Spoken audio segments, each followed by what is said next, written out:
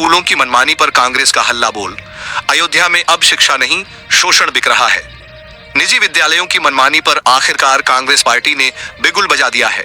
Fees की बेलगाम बढ़ोतरी और एक तय दुकान से ऊंचे दामों पर किताबें, ड्रेस और जूते खरीदवाने के दबाव को लेकर कांग्रेस ने सीधे राज्यपाल को संबोधित ज्ञापन सौंपकर सरकार से स्कूलों की लूट पर लगाम लगाने की मांग की है। अयोध्या जिला कांग्रेस कमेटी के अध्यक्ष चेतनारायण सिंह और महानगर अध्यक्ष सुनील कृष्णा गौतम उर्फ राणू की अगुवाई में कार्यकर्ता सड़कों पर उतरे। गुस्सा था निजी स्कूलों की बेशर्मी भरी लूट पर और दर्द था उन अभिभावकों का जो शिक्षा के नाम पर निचोड़े जा रहे हैं। ये स्कूल अब शिक्षा केंद्र नहीं, लूट के अड्डे बन चुके हैं।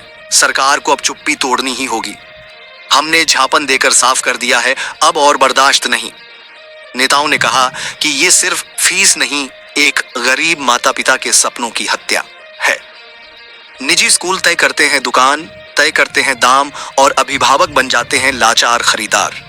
सुनील कृष्णा गौतम ने बताया, हमारे बच्चों की शिक्षा को कमाई का धंधा बना दिया गया है। ये किसी भी हाल में बर्दाश्त नहीं किया जाएगा। इस मामले पर जब बेसिक शिक्षा अधिकारी संतोष राय से बात की गई तो उन्होंने भी साफ कहा, नियम सबके लिए बराबर हैं और जो मनमानी करेंगे उनकी मान्यता तक रद्द की जा सकती है। बीएसए संतोष राय, हमने स्पष्ट गाइडलाइन जारी की है। कोई भी स्कूल फीस मनमानी नहीं कर सकता, ना ही एक दुकान से सामान खरीदने का दबाव डाल सकता है। शिकायत मिली तो कार्रवाई तय है। अब देखना यह होगा कि सरकार निजी स्कूलों की इस बेलगाम मनमानी पर लगाम कसती है, सच की आवाज बनकर हर शोषण के खिलाफ। लोग अवगत हैं, नया शैक्षणिक सत्र शुरू हो चुका है। जितने भी सीबीएसई, आईसीएसई, अन्य जो प्राइवेट विद्यालय हैं, यह छोटे छोटे बच्चों से, छात्रों से फीस के नाम पर, ड्रेस के नाम पर, बुक्स के नाम पर, जूते के नाम पर, अन्य सामानों के नाम पर गार्जियन का दोहन कर रहे हैं, उनके अभिभावक को परेशान कर रहे हैं। इनकी निजी दुकानें हैं, उन्हीं दुकानों पे अपना सामान रखवाते हैं और उसी दुकान पे प्रेरित करते हैं कि आप इसी दुकान से सामान खरीदिए। वो चीज़ें बाकी किसी दुकान पे मिलती भी नहीं हैं। उस प्रकार से मनमाना अपना रवैया, वसूली पूरे विद्यालय वाले करते हैं। निःशुल्क शिक्षा है वो हमारे उत्तर प्रदेश सरकार द्वारा जो संचालित कॉलेज है उसमें है, जो स्कूल है उसमें है, जो सीबीएसई के स्कूल हैं, जो आईसीएसई के स्कूल हैं उसमें नहीं है। उसमें बहुत ज़्यादा ये करते हैं, डेवलपमेंट जो फीस होती है उसको ये माफ़ कर देते हैं और अन्य मदों में ये इतने ज़्यादा वसूली कर रहे हैं कि गार्जियन इनके यहाँ पढ़ाने के लिए अब मजबूर हो रहे हैं कि किसी प्रकार से विद्यालय छोड़ दें। शहर में और कोई विद्यालय है नहीं। मेरा ये कहना है कि जो भी इन विद्यालयों में जो कापी किताब लगे, बच्चों से संबंधित जितनी भी सामग्री लगे, वह किसी एक दुकान से न खरीदवाई जाए, वह सारी दुकानों पे मिले। एक दुकान को चिन्हित न किया जाए, बच्चों को उसके लिए दबाव न बनाया जाए। जितनी दुकानें हैं गवर्नमेंट द्वारा जो लाइसेंस प्राप्त किए हुए हैं, सारी दुकानों पे मिले, जिससे उसमें पारदर्शिता रहे। हमने सिटी में इस चीज़ को दिया है। मैं हूँ सिर्फ इसलिए आए हैं कि जो प्राइवेट विद्यालय के ये जो पब्लिक स्कूल्स हैं, इनके यहाँ की फ़ीस बहुत ज़्यादा है, पहली बात। दूसरी बात यह है कि इनके जो प्रकाशन की किताबें हैं, एक साल चलाते हैं, दूसरे साल नहीं चलाते हैं। यह आम जनता पर भारी पड़ रहा है।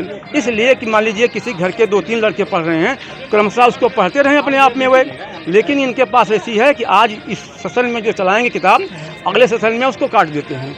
यह बहुत बड़ी समस्या है। क्या होना चाहिए? होना चाहिए कि किताबें कुछ दिन तक चलाई जाएँ, या तो जो एनसीईआरटी की जो पुस्तकें उपलब्ध हैं उनको भी इनके चलाने का अधिकार है। लेकिन ये इनका उस पर कमीशन होता है। जो किताबें ये 35% बुक होती है, 65 लाभ होता है, मुनाफा होता है इसके लिए, इन प्रकाशनों के लिए। इससे पब्लिक जो है एकदम भारी चकनाचूर होती चली जा रही है। हम तो चाहते हैं कि इसको ऐसा नियम बनाया जाए जिसके तहत जन सामान्य इसका लाभ ले। किताबें हर साल पब्लिक स्कूल बदले ना। हरिश्चंद्र, मैं अध्यापक रहा हूँ इसी एलिमेंटरी कॉलेज फैजाबाद, लेकिन हिंदी लेक्चरर था मैं।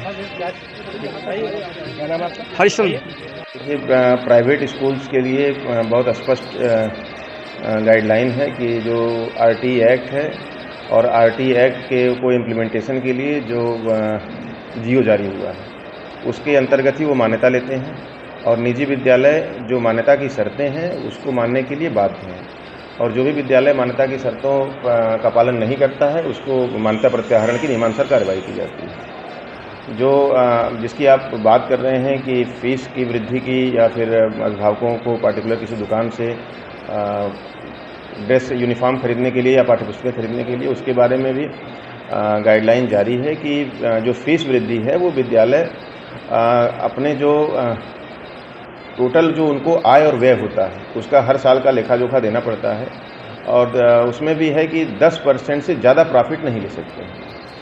3 वर्ष जो फीस होता है 3 वर्ष के बाद ही फीस वृद्धि की जा सकती है। दूसरा जो उसमें गवर्नमेंट आर्डर है कि कोई भी प्राइवेट स्कूल अपने कैंपस में न तो यूनिफॉर्म या पाठ्यपुस्तकों की शॉप रख सकता है, न ही किसी पार्टिकुलर दुकान से आप खरीदने के लिए बाध्य कर सकता है। तो ऐसी शिकायत जहाँ पे भी अगर पाई जा रही है कि अगर या तो विद्यालय के कैंपस में कोई पाठ्यपुस्तक की शॉप है या फिर यूनिफॉर्म की है, या आप किसी विद्यालय कोई किसी पार्टिकुलर दुकान से खरीदने के लिए किसी गार्जियन को विवश कर रहा है, तो उनके खिलाफ कठोर कार्रवाई की जाएगी। नहीं, गार्जियन स्वतंत्र हैं, बच्चों का यूनिफॉर्म लेने के लिए और पाठ्यपुस्तकें लेने के लिए वो किसी भी दुकान से ले सकते हैं। अब ये है कि मतलब अगर जहाँ पे वो पाठ्यपुस्तकें मिल रही हैं, यूनिफॉर्म मिल रही हैं, अगर वो स्कूल पे आकर के ये हो सकता है कि अपना प्रचार प्रसार कर रहे हों बाहर जो, लेकिन फिर भी मैं वही कह रहा हूँ कि स्कूल का प्रबंध तंत्र या स्कूल के प्रिंसिपल, स्कूल का कोई भी जिम्मेदार वो किसी भी पार्टिकुलर शॉप से खरीदने के लिए बाध्य नहीं कर सकता है किसी भी अभिभावक। इस तरह को अगर आती है उसकी जांच कराई जाएगी और शिकायत पुष्टित पाई जाती है तो निश्चित रूप से उसमें कठोर एक्शन लिया जाएगा। ज्ञापन की जानकारी नहीं है, और अगर वो इस प्रकार का कोई ज्ञापन है तो उसमें जो भी विधिसम्मत जो कार्रवाई है वो निश्चित रूप से उसका किया जाएगा।